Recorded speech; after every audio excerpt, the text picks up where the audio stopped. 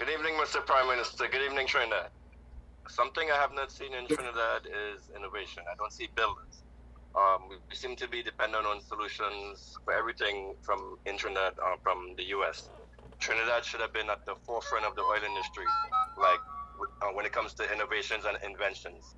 We've only been doing it for 100 years. Medical innovation, science, tech. Trinidad, we've missed the boat on that.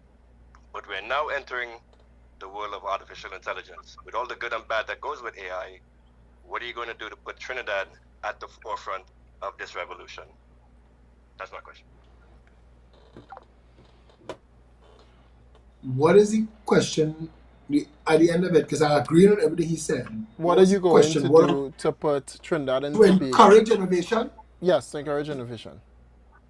Okay, so I was the person who told Trinidad that the television set was invented in Santa Cruz in Trinidad. David, did you know that? I did not know that. The television set, the prototype was invented in Santa Cruz. I know that the first one was invented here in Lopino, right? Trinidadians are very, we said this earlier, Trinidadians are very talented people, and every school should have the facilities to give people the opportunities. When Satish said just now, it was the technocrats, it was the people who handle, who get their hands dirty, that the world turned to for the 2 years of the COVID-19 pandemic. That's no joke. We need to encourage more and more people to choose. We have an air conditioning industry in the world because a man invented a way to take moisture out of the air, and they used it for a ailing president of the United States, and then they realized it was cooling the room, and that's how you end up with air conditioning. A lot of things became something other than what it was originally invented for. Viagra was supposed to be a pill for kidney disease. There was an unusual side effect, and they marketed it for its side effect. I'm saying that to you so you understand. We have friends, we have people in Trinidad and Tobago that go away in the world and become things that if they were given the opportunity here, they would have become it here. I absolutely agree with that caller. This woman, Adele, she just wrote a song, a very honest and introspective song called I Drink Wine. But she's talking about herself. And one of the lines in the song said, when I was a child, every single thing could blow my mind. And that's where we need to go again. We need to get back to a place where people are free to dream again. Where people can come up with ideas for Amazons and WhatsApps and PayPals. Because our people are that talented. Where our people could invent vehicles that run on fuel other than carbon fuel and other. I mean, we must open. Satish was telling you, technicians. We need more engineers. And I don't mean civil and basic automotive engineers. I mean, create opportunities where people could have access to science and they could experiment and express themselves. A lot of fields of endeavor get invented after the fact when somebody is massively successful. But what about the tinkerers who figure it out?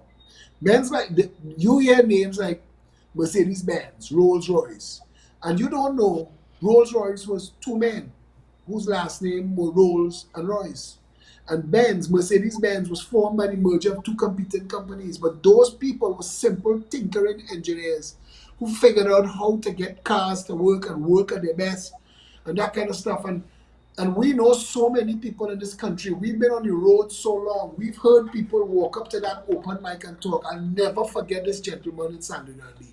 We were at this community center in Sangre Grande. That was I swear it was a haunted house. Satish, remember that Sangre Grande? And this guy, he walked up to that mic, bro, and he spoke. I think we still have that footage. And you could tell how intelligent this man is. And he was never allowed an education or an opportunity to plant into that fertile soil that was his brain. And still, the critical thinking and logical deduction that was coming out of his mouth, and I was thinking, God, give me the opportunity to create evening classes for people 60 years old. Give me the opportunity to tell the retirees that if you're retired, I will make every classroom in every school in this country available to a retiree who wants to impart his knowledge to the generations. You could imagine a lawyer that served 50 years, 40 years in the courts wanting to give classes to children in law school, that you could just go and listen to this person and benefit from his wisdom and his experience. And that could be anything. You could teach people how to do craft. I would give access to classrooms. When you look at the amount of real estate we have in school classrooms, after school, those classrooms should become homework supervision centers and opportunities for people to teach martial arts. If I take the cost of it away from you, then we're giving you the classroom for $1. You can use the classroom every afternoon to teach ballet. All of a sudden, people who can't afford the $1,000 that you have to pay to the ballet school in Cascade, you could now go to St. Joseph Convent or Mukorapo and have your child do ballet.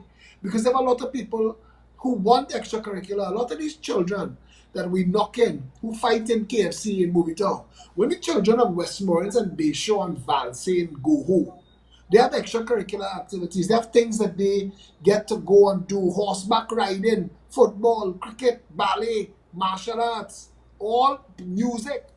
You have to make that available to the at-risk communities too. Those children must have the same hope, the same opportunities, so that you're not creating frustrated, wild children that getting on like that. What are you leaving them as their choices?